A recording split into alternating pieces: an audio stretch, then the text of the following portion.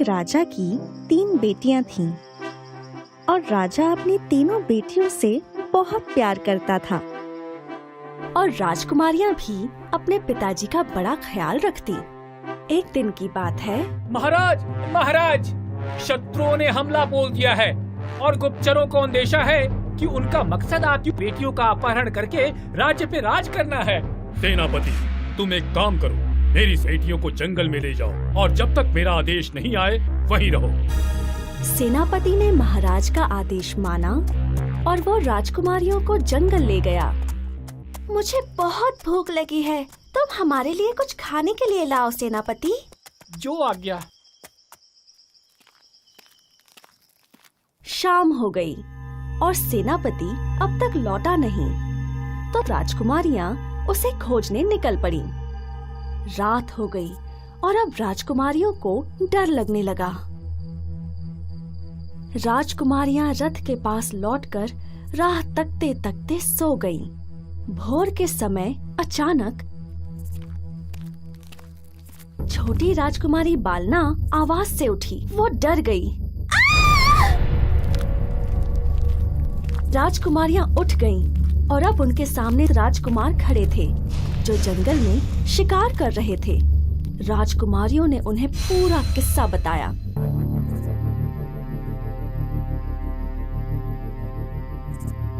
अगर ऐसी बात है तो हम राजकुमार आप राजकुमारियों के साथ शादी करेंगे और आपके राज्य को भी बचाएंगे। राजकुमारियां राजकुमारों के साथ महल वापस लौटी और महाराज को शादी के बारे में बताया। ये तो बहुत खुशी की बात है कि आप मेरी बेटियों के साथ शादी कर हमारा राज्य बचाएंगे। राजकुमारियों की शादी राजकुमारों के साथ बड़ी धूमधाम से हुई। राज्य में जलसा हुआ। 1 साल बाद छोटी राजकुमारी बालना को लड़की हुई। क्योंकि ये नन्ही राजकुमारी सबकी चहेती है और सभी इससे बहुत प्यार करते हैं, इसीलिए इसका नाम प्रीत है। प्रीत कुछ महीनों की थी और उसके पिता शिकार करने जंगल निकल पड़े। 1 महीना हो गया, प्रीत के पिताजी जंगल से लौटे नहीं। हम भी जंगल जाएंगे और हमारे छोटे भाई भैरव को ढूंढेंगे। भाई जंगल तो चले गए पर उनमें से कोई भी नहीं लौटा। अब प्रीत 1 वर्ष की हो गई थी और आंगन में खेल रही थी। तब एक फकीर आया। भिक्षा, भिक्षा दे दो। बालना महल में जाकर कुछ फल लेकर लौटी है। फकीर बालना की खूबसूरती से बहुत आकर्षित होता है। वो रूप बदलता है। तुम तो बहुत खूबसूरत हो, तुम्हें मेरी पत्नी बनना चाहिए। मेरे पति राजकुमार भैरव अभी भी जिंदा हैं और मैं तुम जैसे पाखंडी की पत्नी हरगिज नहीं बनूंगी। बालना की बातों से जादूगर को गुस्सा आता है। वो बालना को अपने साथ लेकर चला जाता है।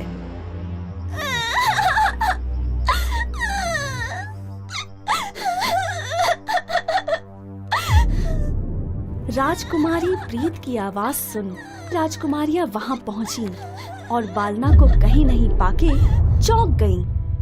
प्रीत की मासियों ने उसका बड़े प्यार से देखभाल किया। प्रीत मासियों के साथ बड़ी होने लगी। प्रीत 12 वर्ष की हो गई थी। मेरे पापा कहाँ हैं? एक बार वो जंगल गए थे। बड़ी राजकुमारी ने प्रीत को उसके पापा, ताया और माँ के बारे में बताया। माँ, मैं अपने माँ, पापा और ताया जी को ढूंढ लाऊंगी, पर अगर तुम भी नहीं लौटी तो मैं 1 महीने तक उनको ढूंढूंगी, पर अगर वो मुझे तब भी नहीं मिले तो मैं महल लौट आऊंगी, पक्का। ठीक है, पर सिर्फ 1 महीना।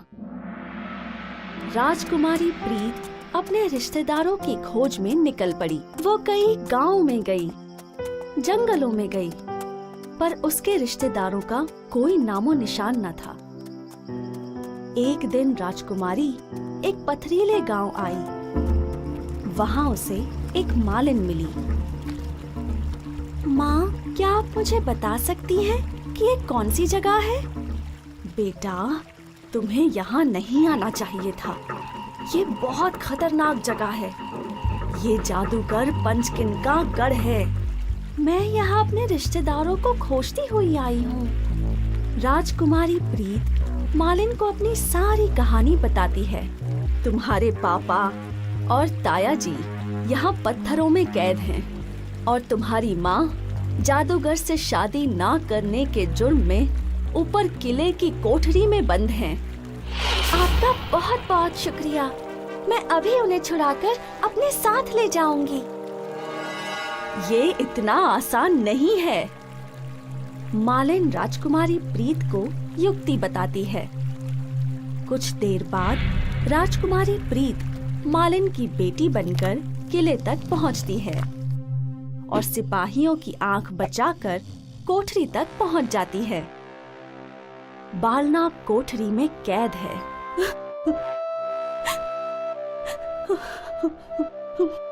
माँ, माँ, प्रीत, क्या तुम प्रीत हो? हाँ माँ। तुम्हें यहाँ नहीं आना चाहिए था मेरी बच्ची। ये शैतान जादूगर तुम्हें भी कैद कर लेगा। बिल्कुल नहीं माँ, पर आपको मेरी मदद करनी होगी। आपको जादूगर को बोलना होगा कि आप उससे शादी करेंगी और फिर उससे उसकी शक्ति के रहस्य उगलवाने होंगे। ठीक है बेटा। जादूगर पंचकिन, मैं तुमसे शादी करने के लिए तैयार हूँ। अचानक? पर कोई नहीं, देर आए दुरुस्त आए। शायद तुम्हें समझ आ गया कि तुम्हारा पति अब कभी नहीं लौटेगा। मैं तुमसे कल ही शादी करूंगा। मुझे थोड़ा वक्त चाहिए। मैंने अब तक तुमसे सिर्फ नफरत की है। तुम्हें जानने और समझने में थोड़ा वक्त तो लगेगा। ठीक है। क्या तुम अमर हो या तुम शरीर बदल सकते हो या अपना शरीर त्याग के दूसरे शरीर में प्रवेश कर सकते हो? इतने सारे सवाल। मैं आम लोगों से अलग तो हूँ, पर मैं अमर भी नहीं हूँ। मेरी जान पूर्व के जंगल में नीलगिरी के पेड़ पर रहने वाले एक तोते में है। जब तक वो जीवित है, मुझे कुछ नहीं हो सकता। अगले दिन राजकुमारी प्रीत लौटी और बालना ने उसे सारा किस्सा बताया। अब तो मैं आपको, पापा और तायाजियों को जरूर आजाद करूंगी। प्रीत जंगल में गई। वहाँ उसे एक नीलगिरी के पेड़ पे रहने वाला तोता दिखा। वो रहा, और वो बहुत ऊपर बैठा है। प्रीत ने अपने जेब से मिठाई का टुकड़ा निकाला और पेड़ के पास एक पत्थर पर रख दिया। थोड़ी देर में तोता नीचे आया और प्रीत ने लपक के उसे पकड़ लिया और झट से उसकी गर्दन मरोड़ दी। जादूगर मर गया और उसका सारा जादू उलट गया। सभी लोग मुक्त हो गए। प्रीत को अपने रिश्तेदार मिले और अपने माँ बाप भी। प्रीत 1 महीने के भीतर महल लौट आई, वो भी पूरे राज परिवार के साथ। और फिर वो हमेशा साथ साथ खुश रहे।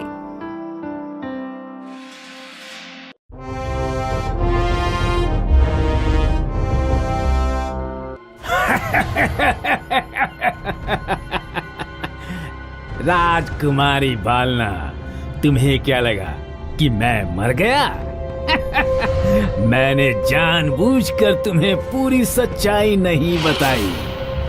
मैं इतना भी मूर्ख नहीं कि तुम्हें सब कुछ बता दूं। मैं बदला लूंगा, लेकिन उसके लिए मुझे अपने आप को और शक्तिशाली बनाना होगा। मैं जल्द ही लौटूंगा।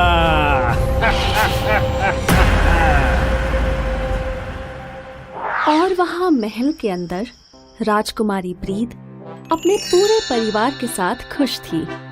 राजकुमारी बालना अपनी लाडली बेटी प्रीत को फल खिला रही थी। पिताजी, आप तो जंगल में शिकार करने गए थे, तो जादूगर पंचकिन ने आपको कैसे कैद किया? मैं जंगल में शिकार कर ही रहा था कि मुझे एक बूढ़ी औरत के चीखने की आवाज सुनाई दी। मैं जब वहाँ पहुँचा तो मैंने देखा कि वो शैतान जादूगर बूढ़ी औरत को हवा में उठाकर उसके सारे जेवर लूट रहा था। जब मैंने उस बूढ़ी औरत को बचाना चाहा, तो शैतान जादूगर ने मुझे पुतला बना दिया। जादूगर पंचकिन सच में बहुत बुरा इंसान था। और ताया जी, आप लोगों के साथ क्या हुआ? हम जब भैरव की खोज में जंगल पहुँचे, वहाँ हमें कई पुतले दिखे और वहाँ भैरव भी था। हमने उस पुतले को तोड़ने की बहुत कोशिश की, पर वो टूट ही नहीं रहा था। फिर अचानक जादूगर वहाँ आया। जैसे ही मैंने उस पे वार करना चाहा, उसने मुझे भी पुतला बना दिया और फिर सोहम को भी पुतला बना दिया। लेकिन जब वो आया था, मैंने उसके हाथों में तुम्हारी माँ बालना की एक तस्वीर देखी थी। मेरी तस्वीर?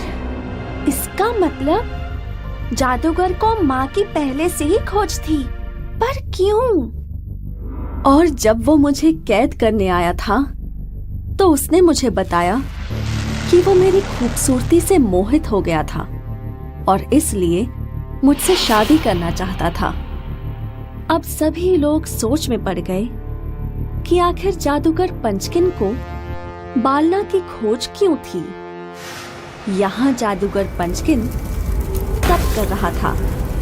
ओम ब्रीम क्रीम, ओम ब्रीम क्रीम।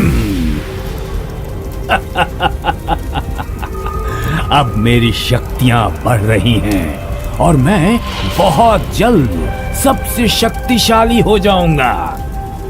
एक बार बालना मेरे वश में आ जाए तो मैं पूरी दुनिया पे राज करूंगा। हाँ। कुछ दिन बीत चुके थे और सारे राजकुमार शस्त्र विद्या में व्यस्त थे।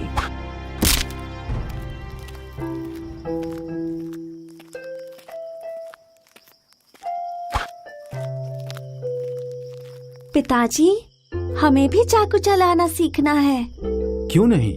वैसे भी तुम मेरी बेटी नहीं, बेटा हो। अब देखो और सीखो। अरे वाह, आपका तो निशाना एकदम सटीक है। चलिए, अब मैं कोशिश करती हूँ। बहुत अच्छे, कोशिश करते रहो और तुम्हारा निशाना भी सटीक हो जाएगा। राजकुमारी प्रीत कोशिश करती है और धीरे धीरे अब उसका निशाना बेहतर हो रहा था। शाबाश प्रीत, अब ये चाकू तुम्हारे हुए। शुक्रिया पिताजी, ये आपका दिया हुआ पहला तोहफा है। मैं इसे बहुत संभाल कर रखूंगी। राजकुमारी प्रीत ने खुशी से अपने पिताजी को गले लगाया। कुछ दिन और बीत गए और अब राजकुमारी प्रीत बगीचे में बैठकर कुछ सोच रही थी। जादूगर पंचकिन के पास माँ की तस्वीर क्यों थी और उसने माँ को इतने वर्ष कैद में क्यों रखा? क्यों पंचकिन माँ से शादी करना चाहता था? क्या बात है, आज मेरी बहादुर गुड़िया इतनी गहरी सोच में है। बहुत गंभीर सोच है दादाजी। अच्छा, शायद हम आपकी कुछ मदद कर सकें। दादाजी, ताया जी ने बताया कि उन्होंने जादूगर पंचकिन के हाथों में माँ की तस्वीर देखी थी। इसका मतलब वो बहुत समय से माँ की खोज में था, पर क्यों ये नहीं पता। तो ये बात है। मुझे पता नहीं इस बात का इस मसले से कोई नाता है या नहीं, पर शायद हो। जब तुम्हारी माँ बालना का जन्म हुआ था, तभी हमारे राजगुरु ने बताया था कि बालना बहुत सौभाग्यशाली है। वो चाहे तो दुनिया पे राज भी कर सकती है। तो ये बात है, जादूगर पंचकिन माँ से शादी करके दुनिया पे राज करना चाहता था। शायद, लेकिन अब तुम चिंतित क्यों हो? जादूगर पंचकिन तो मर गया है। अब तो तुम खुश हो जाओ मेरी नन्ही राजकुमारी। प्रीत दादाजी का मन रखने के लिए हंस देती है। दूसरी ओर जादूगर पंचकिन की शक्ति बढ़ चुकी थी। अब तो मैं किसी को भी अपने वश में कर सकता हूँ। बालना, मैं आ रहा हूँ। जादूगर पंचकिन बालना के कमरे में पहुंचा। तुम तो मर गए थे ना? मैं मर नहीं सकता। मैंने तुम्हें पूरा सच नहीं बताया। अब तुम मेरी हो, सिर्फ मेरी। नहीं, नहीं, अब मैं तुम्हारी हूँ। चलो मेरे साथ।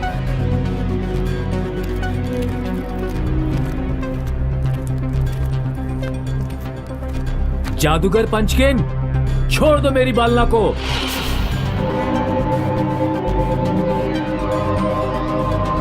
बालना तुम्हारी है।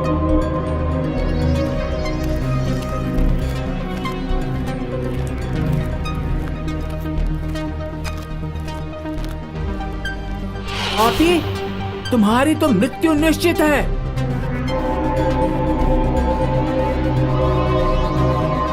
भैया,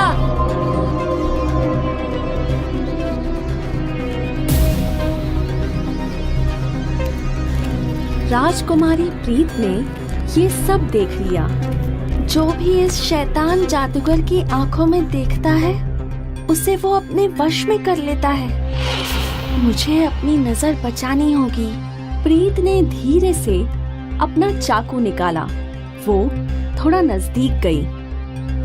शैतान जादूगर, मेरी माँ को छोड़ दे। जैसे ही जादूगर पंचकिन की आंखें बंद हुई, सभी लोग वशीकरण से मुक्त हो गए। भैरव ने फुर्ती से तेल के दीपक को जादूगर की ओर फेंका और वो जलने लगा। जादूगर खाक हो गया। प्रीत, इसने कहा था कि ये मर नहीं सकता। मर नहीं सकता, पर हम इसे कैद तो कर ही सकते हैं ना? राजकुमारी प्रीत एक पीतल का कलश लाई और जादूगर पंचकिन की सारी राख को उस कलश में भर दिया और ढक्कन बंद कर दिया। अब हम इस कलश को ऐसी जगह छुपाएंगे जहाँ से ये जादूगर कभी वापस न आ पाए। प्रीत, एक बार फिर तुमने हमारी जान बचाई। शाबाश मेरी गुड़िया। राजकुमारी प्रीत ने जादूगर पंचकिन को कैद कर लिया, पर वो मर नहीं सका। राजकुमारी प्रीत कलश लेकर अपने घोड़े पर निकल पड़ी। वो काफी दूर तक घुड़सवारी करती रही। आखिरकार ऐसी कौन सी जगह है जहाँ से ये बुरा जादूगर लौट ना सके? राजकुमारी प्रीत एक नदी के पास पहुंची। वहां उन्होंने पानी पिया। मैं जल परी हूँ और तुम? हम राजकुमारी प्रीत हैं। तुम कहाँ जा रही हो? हम एक ऐसी जगह ढूंढ रहे हैं जहाँ से कोई वापस ना लौट सके। अच्छा, मैं एक ऐसी जगह जानती हूँ, लेकिन तुम्हें मुझे ये बताना होगा कि तुम ऐसी जगह क्यों ढूंढ रही हो। एक शैतान जादूगर हमारे परिवार के पीछे पड़ा हुआ है। प्रीत ने उसे अपनी सारी कहानी बताई और हम उस जादूगर को ऐसी जगह रखना चाहते हैं जहाँ से वो कभी ना लौटे। चलो मेरे साथ, मैं तुम्हें वो जगह दिखाती हूँ। प्रीत कलश के साथ तैर रही थी और जलपरी प्रीत को अपने साथ नदी के रास्ते समंदर ले गई, जहाँ एक गुफा थी। वो गुफा देख रही हो? वही वो जगह है जहाँ ना कोई आता है ना जाता है, और ये शैतान जादूगर यहाँ से नहीं निकल पाएगा। प्रीत ने वो कलश उस गुफा के भीतर रख दिया और जलपरी ने गुफा के द्वार को एक पत्थर से बंद कर दिया। फिर दोनों तैरते हुए किनारे लौटे। जलपरी, तुम्हारा बहुत बहुत धन्यवाद। अब हम दोनों दोस्त हैं और दोस्ती में धन्यवाद नहीं बोलते। और हाँ, मुझसे मिलने जरूर आते रहना। हम अवश्य आएंगे। अलविदा जलपरी। इस तरह राजकुमारी प्रीत ने शैतान जादूगर पंचकिन को हमेशा के लिए समंदर के भीतर एक गुफा में कैद कर लिया।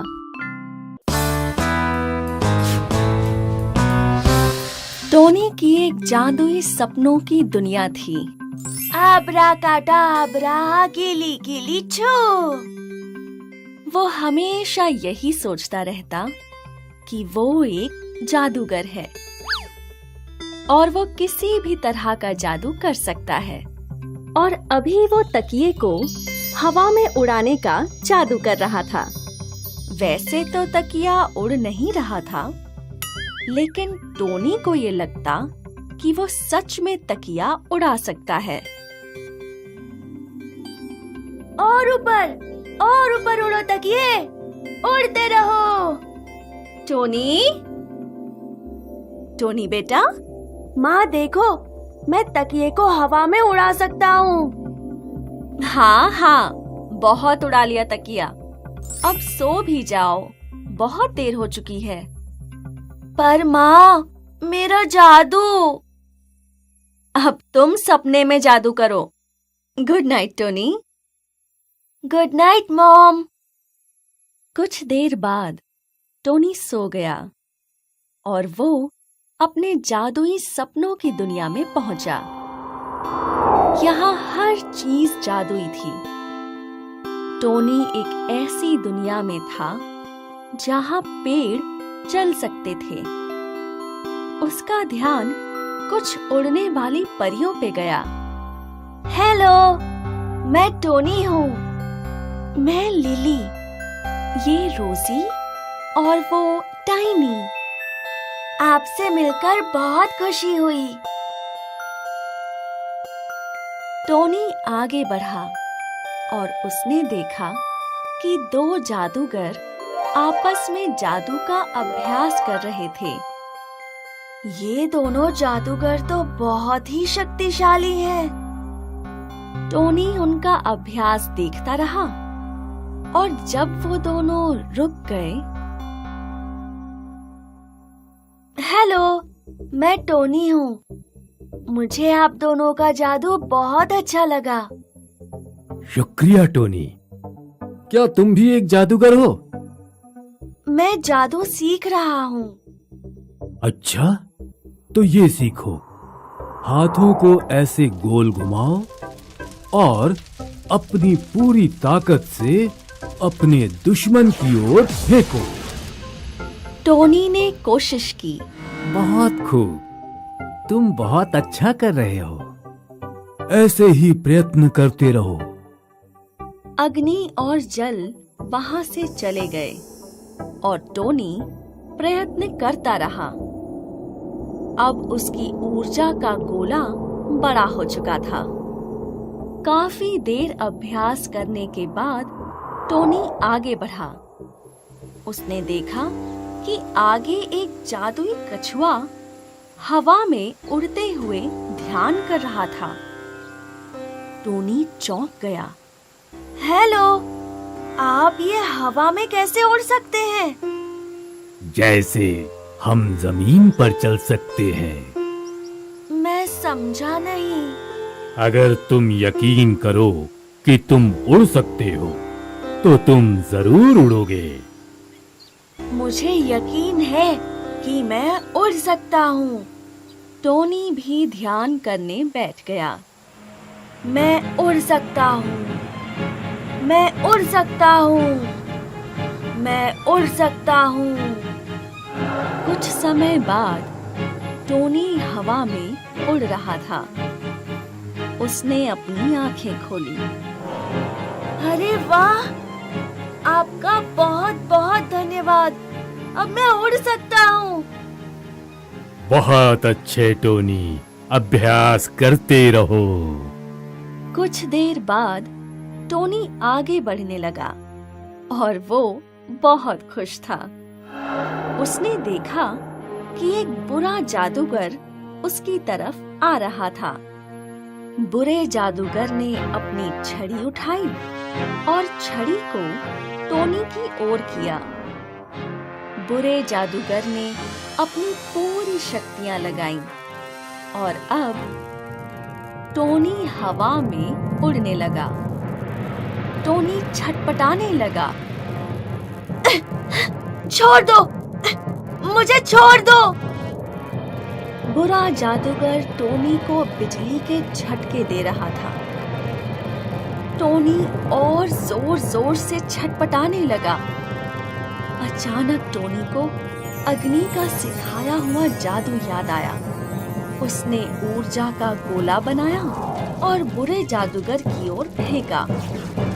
बुरा जादूगर जमीन पर गिर गया। अब मैं भी एक जादूगर हूँ। टोनी ने फिर से अपना हाथ घुमाया और एक बिजली का गोला बना लिया और उस बुरे जादूगर के ऊपर फेंक दिया।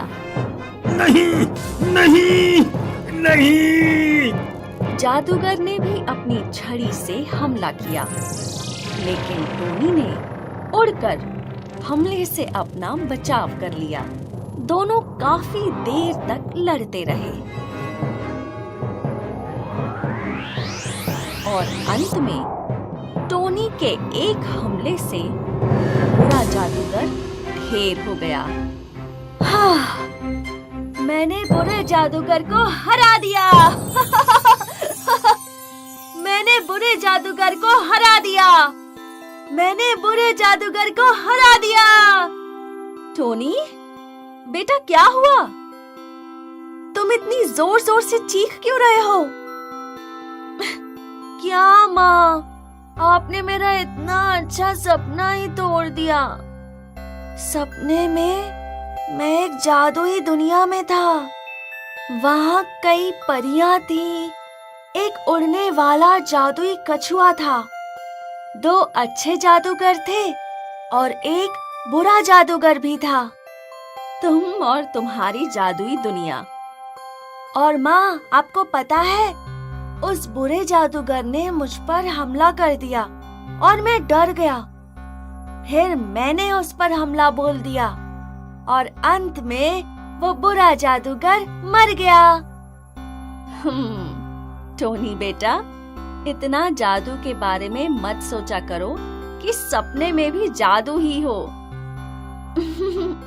मेरी जादुई सपनों की दुनिया।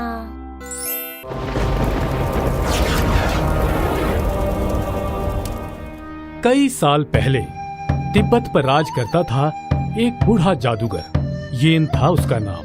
येन बहुत नेक, दयालु और मददगार था। एक दिन की बात है, येन अपने बिस्तर पे लेटा था और तभी एक आकाशवाणी हुई। अब तुम्हारा अंत नजदीक है। येन ये सुन के सोच में पड़ गया कि उसके बाद तिब्बत का क्या होगा। वो अपने जादुई प्याले के पास गया और उसने बोला, जादू, जादुई प्याले, बताओ, बताओ मुझे, कौन है मेरे जैसे जो मेरी गद्दी संभाले। जादुई प्याला में वायु दिखा। वायु उड़ सकता है और वो हवा पे काबू कर सकता है। वायु बहुत शक्तिशाली है। ये देख येन खुश होता है और फिर अचानक वायु अग्नि में बदल जाता है। अग्नि के पास ज्वाला की शक्ति है। आग उसे जला नहीं सकती और वो आग पे काबू कर सकता है। ये ना बहुत खुश हुआ। उसे लगा शायद अग्नि वायु से बेहतर है, और तभी अग्नि जल में बदल गया। जल के पास पानी की शक्ति थी। वो पानी पे चल सकता था, बारिश बरसा सकता था। अब येन को ये समझ नहीं आ रहा था कि उसकी गद्दी कौन संभालेगा, अग्नि, वायु या जल।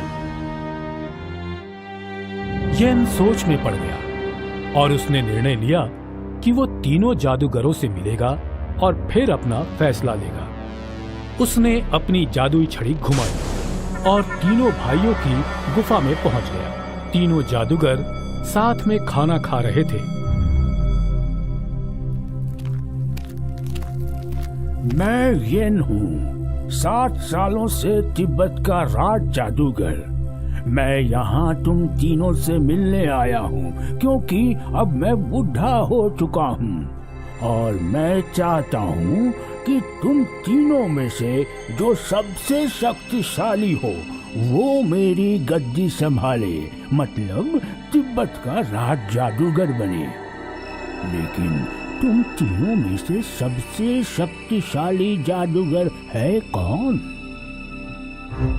मैं शक्तिशाली हूँ क्योंकि मैं सब कुछ जला सकता हूँ पर खुद नहीं जलता।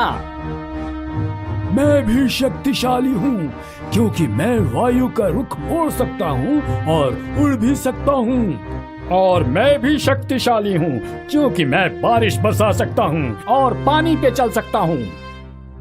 मैं तुम तीनों को परखूंगा और खुद पता लगाऊंगा कि तुम तीनों में से सबसे शक्तिशाली जादूगर है कौन।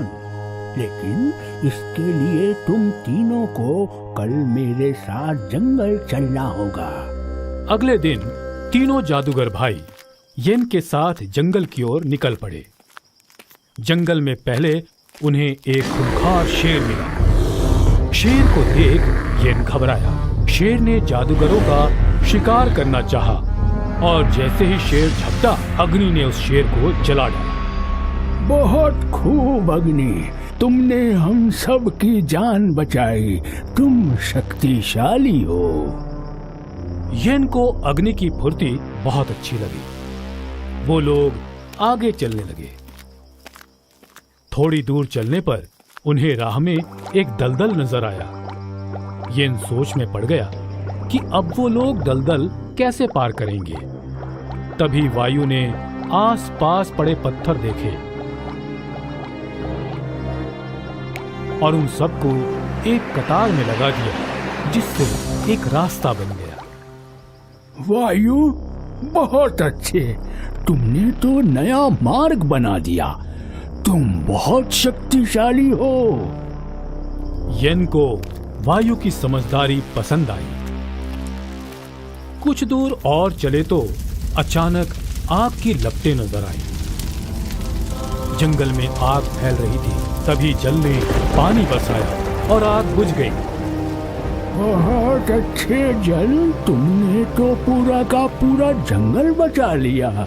तुम भी बहुत शक्तिशाली हो। अब येन सोच में पड़ गया कि तीनों भाइयों में सबसे शक्तिशाली कौन है, अग्नि, वायु या जल। येन ने थोड़ी देर तालाब के किनारे विश्राम करने का आदेश दिया और विश्राम करते समय येन की नजर एक तोते पे पड़ी जो पंख फैला के उड़ रहा था। फिर येन की नजर एक सांप पे पड़ी जो बहुत फुर्ती से रेंग रहा था। और फिर येन की नजर पास ही तालाब की एक मछली पे पड़ी जो बड़े चाव से तैर रही थी। और अब येन की समझ में आया, तुम तीनों भाई अलग हो, जैसे इस जंगल में रहने वाले जीव। ये देखो, सांप, तोता और मछली। न सांप उड़ सकता है, न मछली रेंग सकती है और न तोता तैर सकता है। सबकी अपनी अपनी खासियत है। तुम तीनों के तीनों अपने अपने गुणों में शक्तिशाली हो। मैं तुम तीनों को तिब्बत ले जाऊंगा और तुम तीनों मेरी गद्दी संभालोगे। येन तीनों भाइयों में से शक्तिशाली जादूगर कौन है ये तय नहीं कर पाया, क्योंकि तीनों अलग अलग थे। येन को ये समझ में आ गया कि वो तीनों भाइयों की तुलना एक दूसरे से नहीं कर सकता, क्योंकि तीनों जादूगर अपने अपने गुणों के महारथी थे। इसलिए कहते हैं, अपनी अपनी डफली, अपना अपना राग। हमें किसी और के संग बराबरी नहीं करनी चाहिए। एक बहुत बड़ा जादूगर था, शाकाल। शाकाल बहुत प्रसिद्ध था क्योंकि उसके पास बहुत सारी शक्तियां थीं और एक बहुत ही विशेष विद्या थी जिसे वो साल में एक बार, जब तारे त्रिकोण आकार में एकत्रित होते हैं और जब चांद उनके मध्य में आता है तब वो सोने की वर्षा कर सकता था। जादूगर शाकाल को ये विद्या उसके तिब्बती गुरु येन ने सिखाई थी। जादूगर शाकाल को अपनी इस विद्या पर बहुत घमंड था, इसीलिए उसने ये विद्या अपने किसी भी शिष्य को नहीं सिखाई। एक दिन की बात है। महाराज, आपके मित्र राजा इंद्रसेन जी के यहाँ से न्योता आया है।